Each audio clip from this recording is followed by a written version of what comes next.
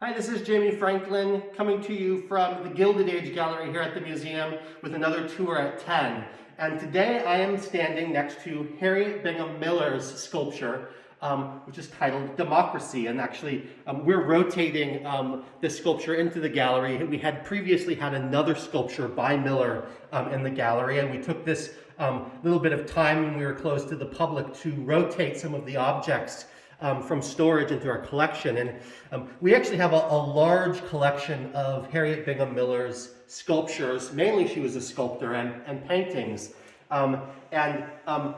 Miller is somebody who is connected in a way to Robert Frost's story and the exhibition that we have coming up, Robert Frost at Present in Vermont. And so I wanted to maybe tell people a little bit about Harriette Bingham Miller's story and how she was connected to Frost and the larger kind of artistic and cultural community here in Bennington County in the 1920s when Frost moved and started living here.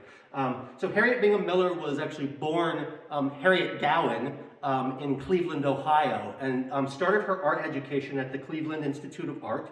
But then went on to study first in New York and then Paris. And her first husband, Harry Payne Bingham, was a financier, a wealthy man. He was the vice president of the Metropolitan Museum of Art. So she had a kind of sound financial backing, and she was able to really pursue her work as an artist. More than most women during this period. You know, it was rare to have a woman artist pursuing a real career as an artist in the 1920s, particularly as a sculptor. You know, I can think of a few others, one of them actually being Gertrude Vanderbilt Whitney, who would go on to found the Whitney Museum of American Art, another sculptor and kind of contemporary of Harriette Bingham Miller. But Harriette Bingham Miller moved to Arlington, Vermont, and bought what was known as the Whimsy Farm in 1925. And it was actually through her connection with Rockwell Kent, an artist who moved and lived in Arlington between 1919 and 1925, as well as her interest in the musician and composer Carl Ruggles, another friend of Rockwell Kent, who moved to Arlington in 1925. And it was this circle of artists and musicians that I kind of learned about and uncovered back in 2006-07, not too many years after I arrived at the Bennington Museum, and featured them in an exhibition about the circle of artists living and working in Arlington from the 1920s up to the 1950s. But Harriette Bingham Miller was also connected kind of tangentially to Frost and that circle of artists who are living and working here in Bennington County in the 1920s. Kent certainly knew Frost. Frost certainly knew Kent. Same with Ruggles. We know that they had some correspondence back and forth.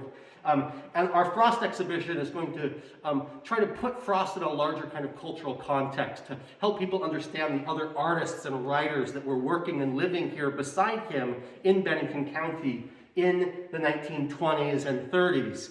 And so this sculpture, which, as I mentioned earlier, when it was exhibited at the in New York City in the 1920s, it was created in 1927.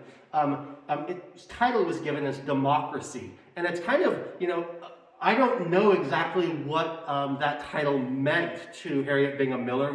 We don't have any kind of written documentation of what she was thinking when she titled this. It has a kind of what I would refer to as a kind of hieratic, almost symbolic quality to it, with this woman. Almost has an Egyptian feel to her, which would have made sense because there was kind of a crave for all things Egyptian in the 1920s. Of course, Tutankhamun's tomb had been discovered in 1922, and so this was only 5 years later. So she might have been drawing on kind of Egyptian sculpture, but it's this nude female figure with this kind of stylized bobbed 1920s hairdo, with her hands kind of gently resting on what looked like two children who are kind of genuflecting on either side of her with her hands on either head. But why is this a representation of democracy? If anybody has any ideas, we'd love to hear from you. Your theories are as good as mine. I'm not quite sure exactly what is intended, but we thought it was a beautiful example of her work and kind of rounds out this gallery, which looks at the period between about the Civil War and the 1920s, and looks beautiful next to our Carl Martin Wasp, which was made just a few years earlier. In 1924, 1925. So again, we hope you come back, see this Harriette Bingham Miller, see our Robert Frost exhibit, and all of the other wonderful things that we have opening up when we reopen on April 2nd. So thank you very much for joining me for today's tour at 10.